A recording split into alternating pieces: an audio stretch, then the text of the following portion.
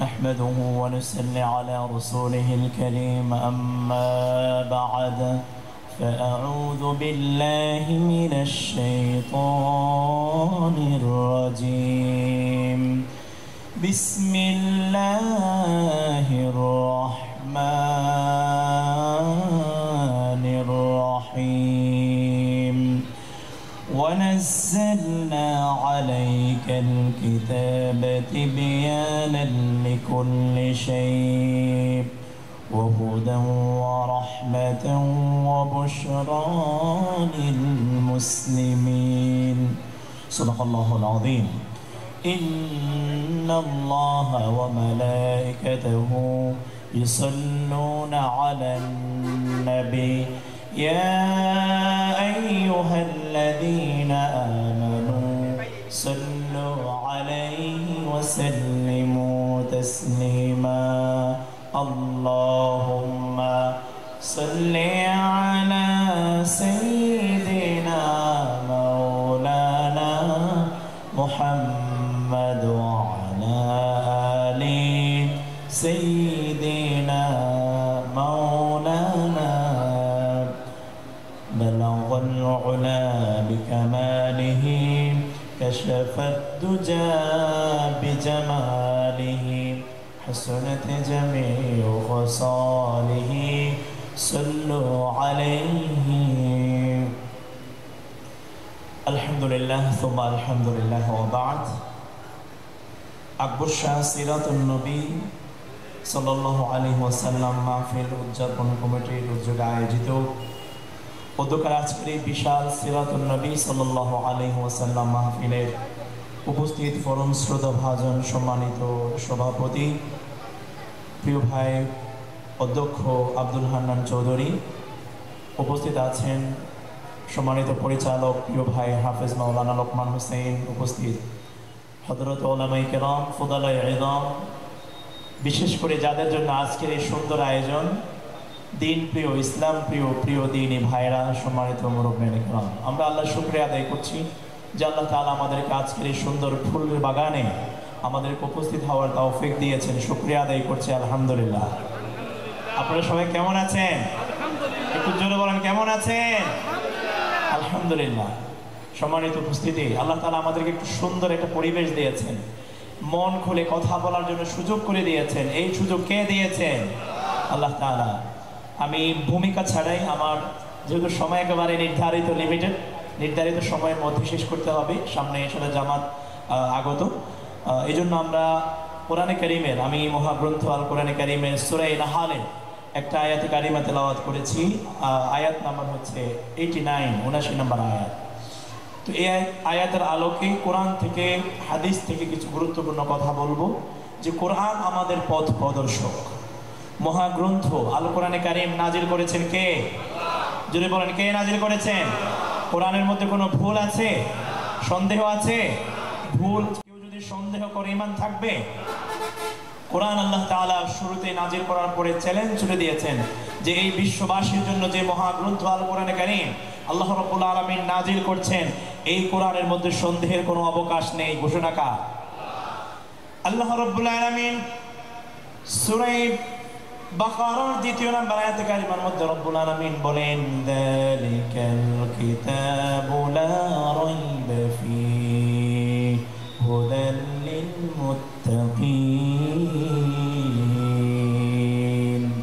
This is the book about which there is no doubt, a guidance for conscience of Allah subhanahu wa ta'ala. আল্লাহ বলছেন এটি হচ্ছে এমন একটি কিতাব যার মধ্যে কোনো ভুল নেই, সন্দেহের কোনো অবকাশ নেই। এটি মুত্তাকিদেরকে সঠিক পথ দেখাবে। ঘোষণা কার? আল্লাহ তাআলা। এটি মুত্তাকিদেরকে সঠিক পথ দেখানোর জন্য এসেছে। এই কোরআন এসেছে পৃথিবী থেকে অধিকার বঞ্চিত মানুষের অধিকার নিশ্চিত করার জন্য।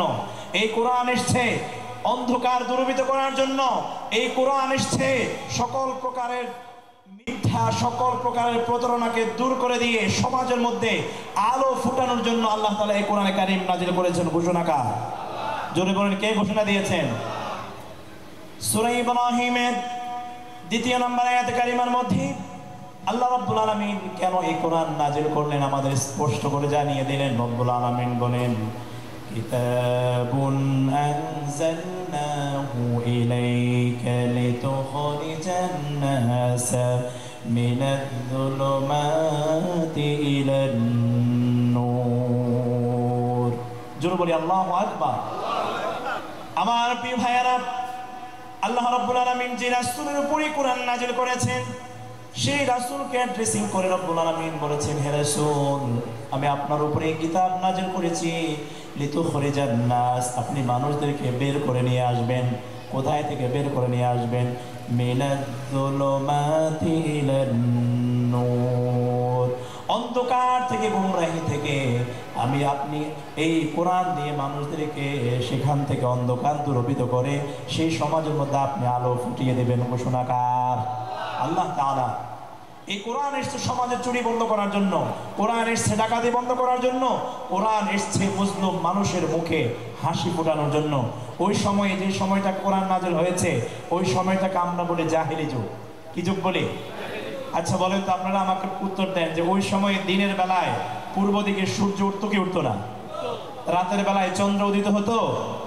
তো কেন জাহেলি যুগ বলা হতো কারণ ওই সময়ে মানুষ ছিল মানুষত্ব ছিল না ইনসান ছিল ইনসানিয়ত ছিল না মানুষ চুরি ডাকাতি জেনা ব্যভিচার হত্যা রাহাজানি লুণ্ঠন খুন খারাপি এমন কোন অন্যায় অপরাধ ছিল না যা তারা করতো না কোরআন এসে সেই অসভ্য মানুষগুলিকে আল্লাহ রাব্বুল আলামিন কোরআনের আলো জ্বালিয়ে দিয়ে সেই সমাজটাকে আল্লাহ তাআলা কোরআন দিয়ে আলোকিত করে দিয়েছেন বলেন না সুবহানাল্লাহ আমার প্রিয় ভাইরা সেই কোরআন আজও আমাদের মাঝে আছে না নাই জোরে বলেন আছে না নাই আমরা অনেকে মনে করি কোরআন শুধু আমাদের কেউ মারা গেলে আমরা এক খতম হুজুরদেরকে ডেকে নিয়ে এসে কোরআন শরীফ খতম পড়বো এরপরে হুজুরদেরকে দিয়ে দোয়া করব অবশ্যই খতম পড়লে প্রত্যেক হরফে হরফে সওয়াব আছে দোয়া করতে হবে অসুবিধা নেই বাট কোরআন শুধু মৃত মানুষের জন্য আসে নাই কোরআন এসেছে জীবিত মানুষের সকল বিষয়ে সমাধান দেওয়ার জন্য আপনি কিভাবে ব্যবসা করবেন আপনি কিভাবে সমাজ চালাবেন আপনি কিভাবে রাষ্ট্র চালাবেন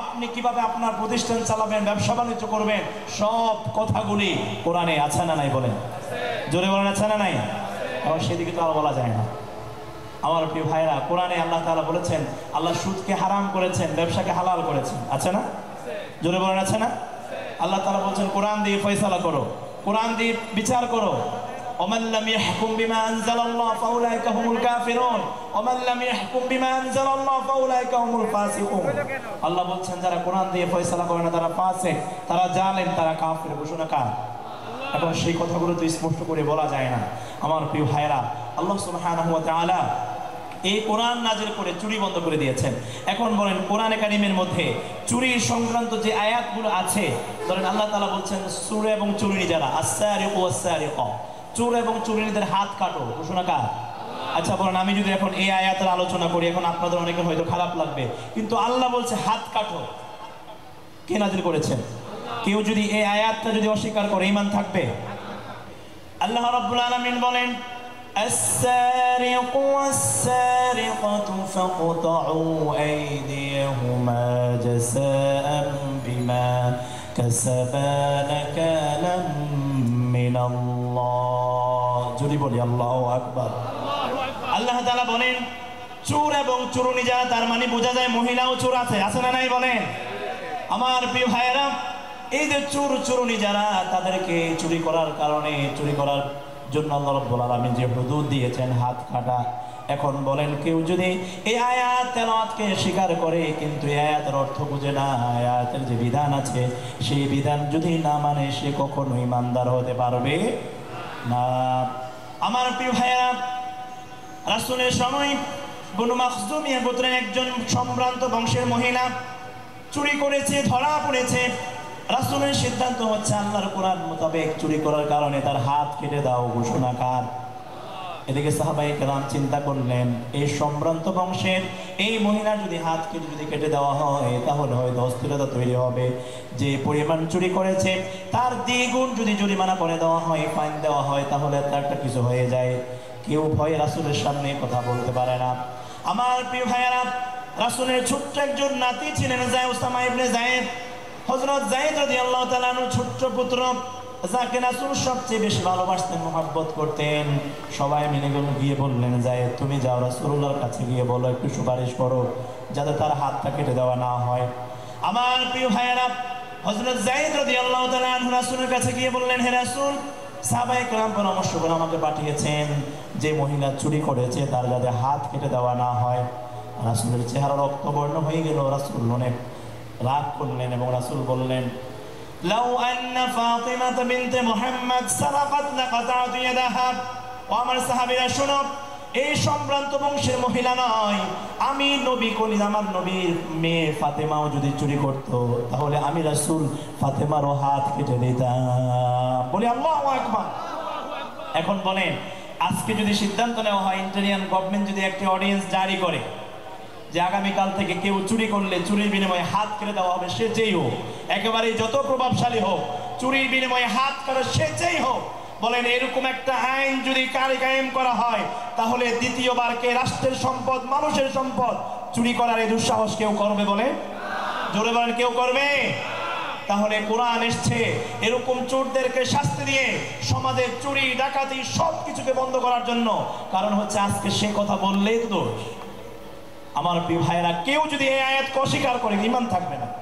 আপনি শুধু এমনি কোরআনের কিছু মানবেন, কিছু অস্বীকার করবেন, এরকম করার কোনো সুযোগ নাই। আমার আপনার সুবিধা মতো মানবো ইসলামকে, আমার আপনার সুবিধা মতো অস্বীকার করব, এরকম করার কোনো সুযোগ, আপনারা কথা বুঝেন না, সুযোগ আছে? কোরআনের একেবারে আলহামদুলিল্লাহ আলিফ থেকে শুরু করে মিনাল জিন্নাতি ওয়ান নাস, সূরা নাসের শেষ হরফ পর্যন্ত কেউ যদি একটা আয়াত যদি অস্বীকার করে ঈমান থাকবে? জোরে বলেন, থাকবে? এইজন্য আল্লাহ রাব্বুল আলামিন বলেন, أفتؤمنون ببعض الكتاب وتكفرون ببعض فما جزاء من يفعل ذلك منكم إلا خزي في الحياة الدنيا ويوم القيامة يردون إلى أشد العذاب وما الله بغافل عما تعملون। বলি আল্লাহু আকবার। আল্লাহ তাআলা বলেন, তোমরা কি কিতাবের কিছু অংশ মানো আর তোমাদের অসুবিধা মতো কিছু অংশ কি তোমরা অস্বীকার করো? আল্লাহ বলছেন, যারা কিছু মানবে কিছু অস্বীকার করবে তাদের দুনিয়া জীবনটা সংকীর্ণ করে দিবেন কে? আল্লাহ রাব্বুল আলামিন বলেন, فما جزاء من يفعل ذلك منكم إلا خزي في الحياة الدنيا। যে ব্যক্তি কোরআনের কিছু অংশ মানবে কিছু অংশ অস্বীকার করবে সে অনেক কিছু মালিক হবে কিন্তু শান্তি পাবে না, তার দুনিয়ার জীবনটা সংকীর্ণ করে দিবেন কে? ويوم القيامة يردون إلى أشد العذاب। আর আল্লাহ রাব্বুল আলামিন কিয়ামতের দিন ওই মানুষগুলিকে রব্বুল আলামিন কঠিন শাস্তি দিবেন। সুতরাং ইসলামকে পরিপূর্ণভাবে মানতে হবে ঘোষণাকার। এজন্য রব্বুল আলামিন বলেন, ইয়া আইয়ুহাল্লাযীনা আমানু দুখুলু ফিস-সিলমি কাফা ওয়া লা তাত্তাবি'উ খুতুওয়াতিশ শাইতান ইন্নাহু লাকুম আদুউম মুবিন। বলি আল্লাহু আকবার। আল্লাহ তাআলা বলেন, ওহে যারা ঈমান এনেছো, আপনারা যারা ঈমান এনেছেন, ঈমানদারদেরকে ড্রেসিং করে রব্বুল আলামিন বলেন, তোমরা পরিপূর্ণভাবে ইসলামের মধ্যে প্রবেশ করো, আংশিক প্রবেশ করার কোনো সুযোগ নাই। ফিস-সিলমি কাফা, পূর্ণাঙ্গভাবে প্রবেশ করো। ইসলামকে কেউ যদি পূর্ণাঙ্গ জীবন বিধান হিসেবে যদি না মানে তারও ঈমানদার থাকার কোনো সুযোগ নাই। Islam is not only religion but also complete balanced comprehensive code of life হিসেবে আমাদের জন্য পূর্ণাঙ্গ কে করে দিয়েছেন? আল্লাহ তাআলা বলে দিয়েছেন। সেজন্য আল্লাহ বলছেন, পরিপূর্ণভাবে ইসলামের মধ্যে প্রবেশ করো। খবরদার, লা তাত্তাবিউ খুতুওয়াতিশ শাইতান, শয়তানের পদাঙ্ক অনুসরণ করো না, কারণ শয়তান তোমাদের প্রকাশ্য শত্রু। এখন শয়তান যেটা বলছে আমরা সেটা করি, আল্লাহ যেটা নিষেধ করেছেন সেটা আমরা সেখান থেকে বেঁচে থাকি না। শয়তান বলছে এদিকে যাও, আল্লাহ বলছে ডানে যাও, আমরা যাই বামে। আছে না নাই বলেন? আছে। আল্লাহ তাআলা আমাদের সকলকে আমৃত্যু ইসলামকে পরিপূর্ণ ধারণ করে দ্বীনের উপরে আমরা যাতে দৃঢ়ভাবে ইস্তেকামত থাকতে পারি, ইসলামের উপরে আমরা যাতে পূর্ণাঙ্গভাবে আমাদের জীবনটা যাতে রুল ফেলে করতে পারি, বাস্তবায়ন করতে পারি, আল্লাহ তাআলা আমাদের সকলকে সেই তৌফিক দান করুন, বলুন আমিন। সম্মানিত উপস্থিতি, আমি সূরা নাহলের যে 89 নম্বর আয়াতে কারিমা তেলাওয়াত করেছি। আল্লাহ তাআলা এই আয়াতের মধ্যে কি বলেছেন?